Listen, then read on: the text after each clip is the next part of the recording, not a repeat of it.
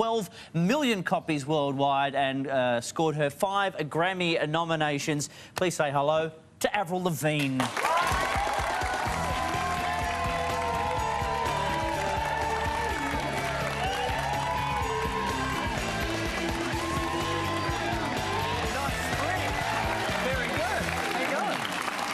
A seat or a jelly bean if you'd like one as well.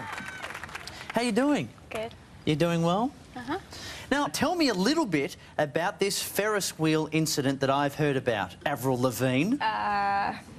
You probably heard that me and my guitar player, Evan, were on a Ferris wheel and we were in one cart and there was a cart behind us that had, like, I don't know, my security guard and, like, some other people, and we hit, like, a certain spot where, like, our window met their window, so we, like, yanked our pants down and made them. As you would do. Did they recognise you? Well, not from just, that's Avril Lavigne's cheeks. But just before that, did they recognise who you were? Mm-hmm. So are you worried about anyone printing anything or selling their story? That was so long ago anyway. Now, I'm interested to know a little bit about your upbringing, because you actually, when you were younger, used to sing a lot of gospel. Is that true? That's where I got my start, was in church, and kind of branched out from there after. But I went to, I grew up going to church, and that's where I sang my first solo. So does that mean you've always wanted to sing from a very young age? Were you the kind of kid who sung into a hairbrush, that kind of thing? Yeah, totally. Like, I'd always, like, jump up on my bed and be, like, singing, and I totally did the hairbrush thing, yeah. What was your favourite song to mime to? I was really into, like, the Beach Boys when I was younger, so danced around to that. I was a big fan of Footloose by Kenny Loggins. Do you think less of me because of that? No. Oh, good. So, coming from a religious family, does that mean that your parents were quite protective of you when you were younger? Yep. My parents were very protective. I wasn't allowed to, like, go to parties or anything like that, even when I got into high school. Really? Yeah. Was that hard when you were in high school, if you weren't allowed to go to the parties? Were you a bit on the outer because of that? So I'd have to, tell my mom I was sleeping over at my girlfriend's house and then sneak out. So well, you were only in a small town, 5,000 people, in Canada. Did people used to know when you were sneaking out, or was it a small enough town that you'd get busted? It was actually pretty small. If you're doing something and someone saw you, they'd, like, go tell someone, and then the whole town knew. So did you ever get caught, ever get in trouble? I got in a lot of trouble. I got caught for everything, except for, like, a few things, but most things I got caught. And the things you didn't get caught for are best left quiet, probably. Yeah. Yeah.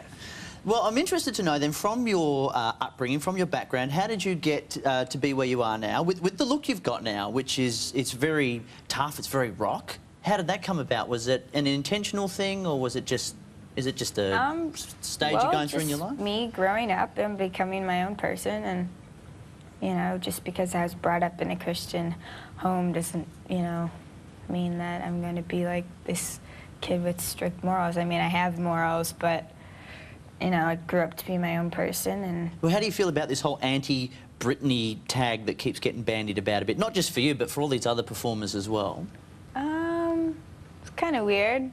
I mean, I did say a couple things better in the beginning, but, I mean, I don't really consider myself to be an anti-Britney, but, it's just kind of a label that the media is sticking on me, just like they like to do. That's what the media does. Because you are only 18, have you found it tough getting into... I mean, obviously all you want to do is perform. Do you find it hard doing the talking that has to come with the singing? You mean, like... Interviews and things like that, and dealing with the media. And all the press and all that. That's, like...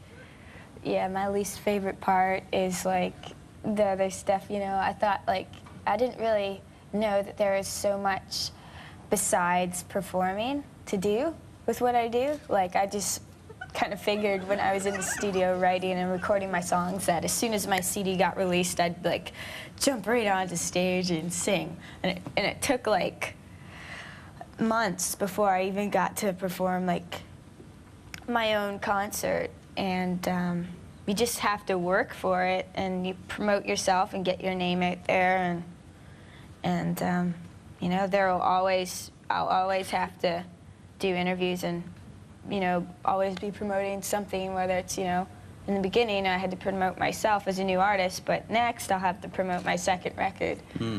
So you can't really get away from it, but... And now you're here in Australia, and I know the one thing you wanted to do while you got here was see a koala. Did you actually get to do that? We wanted to see koalas and kangaroos. Yes, we went to the zoo, but it wasn't good enough. We didn't get to hold them, and my band and I, we want to be able to hold a koala bear. Well, that's what we thought would happen, which is why we've got one with us right now. Oh my God! His name is Don the koala. This is Todd, and we've actually got one, so you can actually get up close and touch one. Because you weren't allowed to touch one when you were at the zoo. Is that correct? No. Oh There you go. This is Don. Say hello to Don. Want to give me a scratch? This is Todd the keeper. This is Don the koala. Because you're like me, you are a bandit for nature documentaries and animals, aren't you? God, it's so cute. It is. And he smells funny, which is what I like. So are they as cute as you expect them to be? So cool. I can't believe that. So cute. Where's my band? They have to see them. Oh, we'll have Don at the after party after the show. Make no doubt about it. So is he high right now? Oh, not really high. He's just checking things out. Yeah, on all the leaves they get high. It's just that his leaves don't have many nutrients in it, so that's why he sort of sleeps all day. Oh. No, he loves all the attention. Oh my God, I can't believe I'm touching one right now. Have you touched one before? No, I haven't. Todd must go out on the weekend with a koala. Let's go. Have you touched one before? Hey. Well, we'll leave you to get more acquainted so you can catch up with Don properly. But thanks very much for coming on the show. It's been a real pleasure having you, and enjoy your stay while you're in the country. Thank Avril you. Lavigne, everyone.